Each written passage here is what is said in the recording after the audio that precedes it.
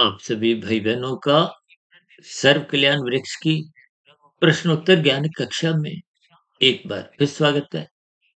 आज की प्रश्नोत्तर ज्ञान कक्षा में किसी भाई बंधु ने कहा है कि आपके जो 3 गुणों की स्थितियाँ हैं, वो कभी-कभी हमें लगता है समझ में आ गई, लेकिन फिर हम भूल जाते हैं। तो कुछ सरल स्थितियों में इन प्रकृति के 3 गुणों पर प्रकाश डाला जाए। देखिए, लगभग पिछले पौने 6 वर्षों से हमने लगभग कोई 2800 कुछ वीडियो तो प्रसारित कर भी चुके हैं और इन सभी प्रसारित हो चुकी वीडियो में हम देखिए कुछ स्थितियों पे ही प्रकाश डालते हैं। प्रकृति के 3 गुण, तमोगुण, रजोगुण और सतोगुण, क्योंकि शास्त्र तो बार-बार कहते हैं, तमोगुण, रजोगुण बंधनदायक है, बांधते हैं, यानी ये घाटे की स्थितियां हैं। कम से कम ये लाभदायक स्थितियां तो नहीं है। हम तो देखिए साधारण शब्दों में रजोगुण को एक समय की बर्बादी से ही जोड़ देते हैं। हालांकि ऐसे शब्द एक साधारण संसारी मनुष्य को सुनने में अच्छे नहीं लगते। देखिए सत्वगुण का संग तो प्रत्यक्ष रूप से बात समझ में आ जाती है, सत्संग की स्थितियां हैं। लेकिन ये जो राजसी और तामसी स्थितियां हैं, बस ये मनुष्य को सत्संग में बैठने भी नहीं देती, करने नहीं देती, या यूं को कि सत्वगुण में जाने ही नहीं देती। इसीलिए शास्त्रों में देखिए बहुत ही क्रमबद्ध तरीके से कर्म कांड रचे गए। ये कर्म कांड दिखते तो बहुत साधारण से हैं, लेकिन ये कर्म कांड यदि आप और हम ज्ञान पूर्वक करते हैं, देखिए आज इस संसार में कर्म कांड होते हुए दिखाई तो देते हैं, लेकिन उनमें अज्ञानता की स्थिति है, लोभ बना होता है जब भय की स्थितियां होती हैं। ये लोभ और भय दोनों स्थितियां परमात्मा से जुड़ने नहीं देती, ये हमारे ज्ञान को कमजोर करती है। देखिए लोभ किसका है कि संसार आपको मिलता रहे, हम भोगते रहे। और भय किसका है कि ये संसार के सुख छिन न जाए, कोई दुख की स्थितियां जीवन में प्रवेश न कर जाए। दोनों स्थितियों में मनुष्य का कोई विकास नहीं होता। देखिए भौतिक उन्नति किसी भी दृष्टिकोण से आपके हमारे जीवन के लिए कोई विशेष लाभदायक समझी नहीं जाती। देखिए हमारा तो आध्यात्मिक ज्ञानात्मक चैनल है, हमारी यहाँ बार-बार इस बात को जोर देकर कहा जाता है कि मिले हुए जीवन में आध्यात्मिक उन्नति के दरवाजे खोलो। यदि मनुष्य जीवन में भी आध्यात्मिक उन्नति के दरवाजे नहीं खुले, तो फिर ये जो नीचे की ऊपर की जोनियां है, वहां तो देखिए साधना करने का कोई अवसर ही नहीं। वो भोग जोनियां है। मनुष्य जोनि को कर्म जोनि और साधना जोनि के एक अवसर से जोड़ा गया। साधना आरंभ तभी होती है जब सतोगुण की मजबूती हो। सतोगुण में मजबूती तभी आती है जब निरंतर सत्संग श्रद्धा पूर्वक होता है, कर्म कांड ज्ञान पूर्वक होते हैं। तो देखिए कर्म कांडों को भी एक एक बार हमने वीडियो बनाई थी, कर्म कांड एक फ्लाईओवर। फ्लाईओवर पे चढ़ना तो सबको अच्छा लगता है।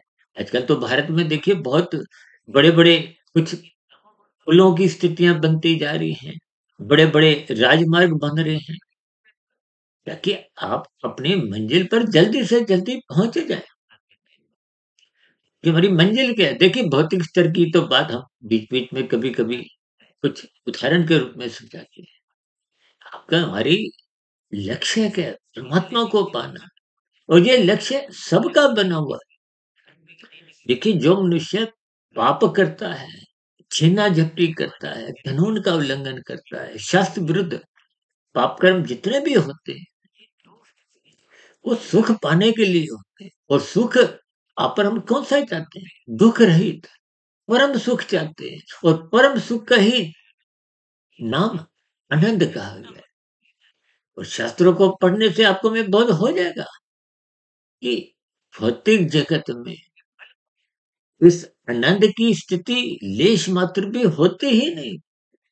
क्योंकि जब तक आप प्रकृति को क्रमबद्ध तरीके से समझते नहीं है, तो फिर आप प्रकृति के गुणों में ही छलांगे लगाते रहते हो।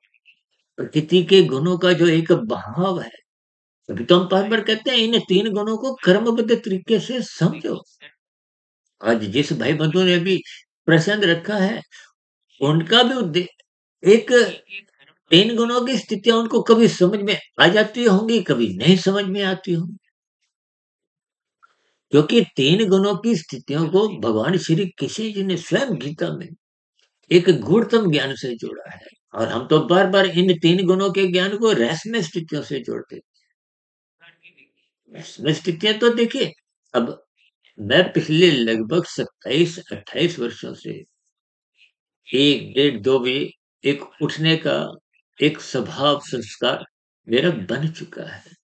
क्यों? क्योंकि मेरी शास्त्रों के प्रति, परमात्मा के प्रति, गुरुओं के प्रति और भी देखिए जितनी ये सात्विक स्थितियाँ हैं, इनसे जुड़ने की एक लालच सा बना रहता है, एक रुझान सा बना रहता है कि हम अधिक से अधिक परमात्मा को समझें, जुड़ें, परमात्मा को पा जाएँ। तो बार-बार यहाँ तक कहते हैं ब्रह्म मुहूर्त में उठो। ब्रह्म मुहूर्त में ही आप परमात्मा को लूट सकते हो, गुरु को लूट सकते हो, प्रकृति के सत्वगुण को लूटो। कि यदि प्रॉपर हम संसार को लूटते हैं, अब दिन में ऐसी स्थितियाँ होती हैं। अब संसार में देखिए जितने भी व्यवसाय चलते हैं, भले ही वो लूटने का नाम ना भी लो, लेकिन कुछ ना कुछ उसमें कलाएँ होती हैं। कहते हैं ना सेल्समैनशिप, इसका मतलब क्या है? कि आप कोई भी पदार्थ को कला से बेचिए, लेने वाला भी खुश, बेचने वाला भी खुश। आजकल तो कितने ही ऐसे भौतिक स्तर पर भी बड़े-बड़े संस्थान खुले हुए हैं, जो कुछ ऐसी ही कलाएँ सिखाते हुए आपको निपुण बनाते हैं। पर उन संस्थानों से निकले हुए लोगों को बहुत अच्छे-अच्छे पैकेज मिलते हैं, लाभदायक स्थितियाँ मिलती हैं, ऊँचे पद मिलते हैं। यानी कि संसार जितना भी आप प्राप्त कर लो, देखिए चाहे कोई प्रधानमंत्री बन जाए, कोई बड़े से बड़ा उद्योगपति बन जाए, फ़िल्मी जगत का सुपरस्टार हो, खेल जगत का भी नामी-गिनामी खिलाड़ी हो, तब भी ये सभी स्थितियाँ देखिए कुछ अल्पकालिक सुख तो देती हैं, लेकिन तृप्ति नहीं देती। अब देखिए ना मंत्री जेड प्लस की सुरक्षा में भी अपने आप को असुरक्षित ही महसूस कर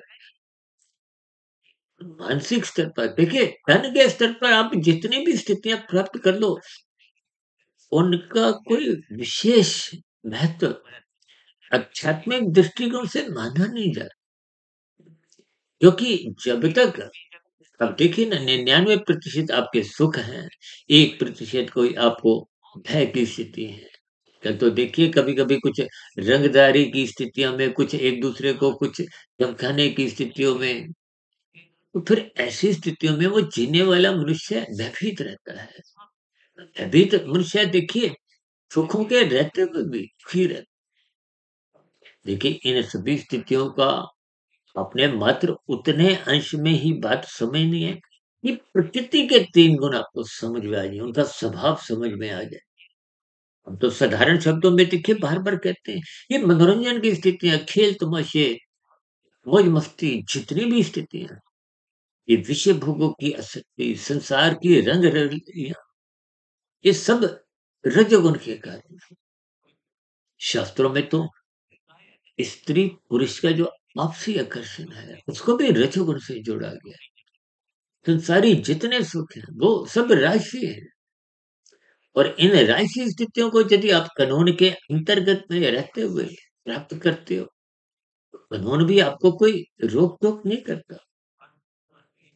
यदि शास्त्र सम्मत आप कर्म करते हो, भले ही प्रकृति के सुखों को प्राप्त करने के लिए, हालाँकि शास्त्रों में तो बार-बार यहाँ तक है, तमोगुण की निंदा करो। यहाँ निंदा का अभिप्राय देखिए, तो मेरा शरीर भी देखिए तामसी है। निंदा का अभिप्राय निषेधात्मक स्थितियों से, कानून का उल्लंघन करने की स्थितियों में निंदा है। कानून का पालन करो तो उसकी तो निंदा है। और जब आप और हम देखिए शास्त्र विरुद्ध पाप कर्म करते हैं, उसकी निंदा है। अब नींद लेना भी तो तामसिक वृत्ति है। उसकी निंदा नहीं है। वो अलग बात है कि देखिए नींद के कितने घंटे लेते हैं। तो इसका अभिप्राय क्या है? राशि स्थितियों को जब आप विधि पूर्वक लेते हो, कहते हैं ना विहित कर्म करो, विधि विधान द्वारा, कानून के अंतर्गत, तो उनकी निंदा नहीं है। जब आप उन स्थितियों को हेरा-फेरी से, आजकल तो देखिए डिजिटल अपराध इतने ही होने लगे।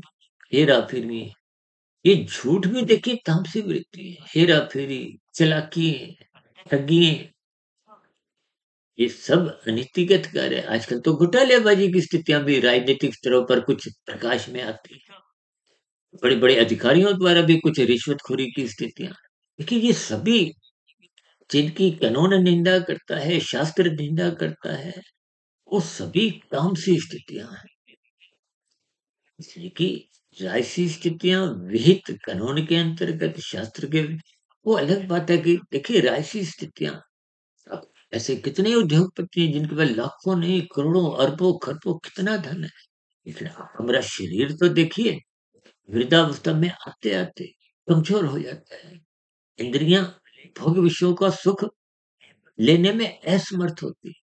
आपने देखा होगा ना कितने बड़े-बड़े उद्योगपति जिनको देखिए स्वयं चलने में भी को 1-1 2-2 मनुष्य पकड़ के चलते हैं।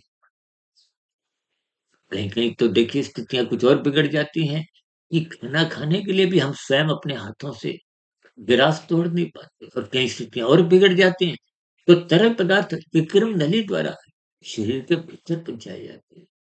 कहीं-कहीं और स्थितियाँ बिगड़ जाएँ, तो मल-मूत्र त्यागने की, निष्कासित करने के लिए भी कृत्रिम नलियाँ जाती हैं।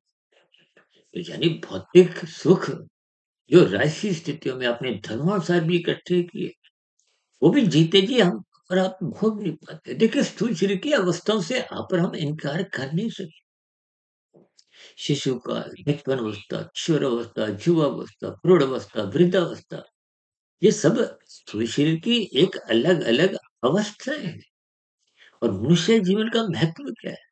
कि आप सत्संग करते हुए ज्ञान विज्ञान, परमात्मा के ज्ञान विज्ञान को समझो, कर्मकांड ज्ञान पूर्वक करो, शास्त्रों का स्वाध्याय करो, ब्रह्म मुहूर्त में उठो।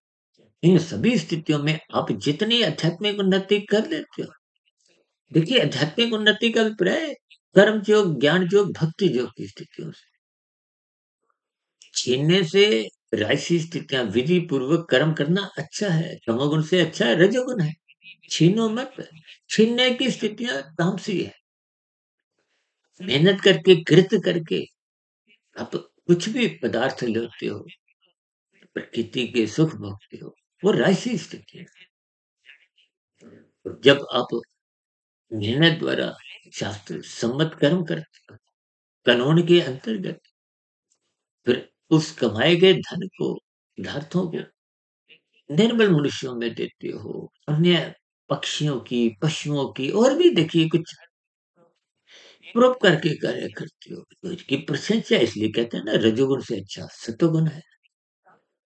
और जब इन सभी स्थितियों के पीछे सकाम भाव होता है कि हमें फल मिले माया के, चाहे वो मान प्रतिष्ठा की स्थितियां, वो सकामता मानी जाती है। जब इन परोपकार के कार्यों में निष्कामता आ जाती है, तो मनुष्य कर्म योग, ज्ञान योग, भक्ति योग की स्थितियों में क्रम से आगे बढ़ता है। ये योग की स्थितियां आत्मा परमात्मा के एक सम्मुखता लाते हुए आध्यात्मिक उन्नति के दरवाजे खोलती है। जब ये आध्यात्मिक उन्नति होते होते 100% हो जाती है स्थूल शरीर के रहते रहते, पर हम मायातीत की स्थिति बना लेते हैं, तो फिर स्थूल शरीर के मरते ही हमारे शरीर में कोई ऐसी बाध्यता नहीं है कि 84 लाख प्रकार की योनियों में जाना पड़े, क्योंकि हम मायातीत की स्थिति बना चुके हैं। मतलब किसी भी प्रकार का कोई बंधन नहीं है। तो वो मायातीत की स्थिति, मोक्ष की स्थिति, एक अनंत स्वरूप स्थिति में हम परमात्मा की व्यवस्था में एक लंबे काल के लिए आनंदमय जीवन बिताते हैं। तो मैंने आज की चर्चा में परमात्मा की प्रेरणा से, गुरुओं के आशीर्वाद से, इस ब्रह्म मुहूर्त समय विशेष में इन 3 गुणों का जैसे प्रश्न किया गया था, मैंने इन पर कुछ प्रकाश डाला। हो सकता है विविध समझाने में, देखिए मैं भी तो आप भाई-बहनों के समान एक मायाबद्ध ही हो, समझना और बात है, समझाने में देखिए परमात्मा की कृपाएँ, गुरुओं का आशीर्वाद और ब्रह्म मुहूर्त समय विशेष में जितनी स्थितियाँ अनुकूल होती हैं, उतना हम प्रकाश डालने में सफल होते हैं। फिर भी कोई बात आपको समझ नहीं आई हो, आपका कोई नया प्रश्न हो, आपके प्रश्नों का पुनः इस प्रश्नोत्तर ज्ञान कक्षा में स्वागत है। और इसकी चर्चा संबंधित आपके मन में कोई सुझाव हो, कोई आपत्ति हो, शिकायत हो, तो नीचे दिए गए कमेंट्स बॉक्स का पुनः स्वागत है। चर्चा विशेष को यहीं विराम देते हैं। आप सभी भाई-बहनों का इस चर्चा विशेष को ध्यानपूर्वक, धैर्यपूर्वक, गंभीरतापूर्वक सुनने के लिए बहुत-बहुत धन्यवाद।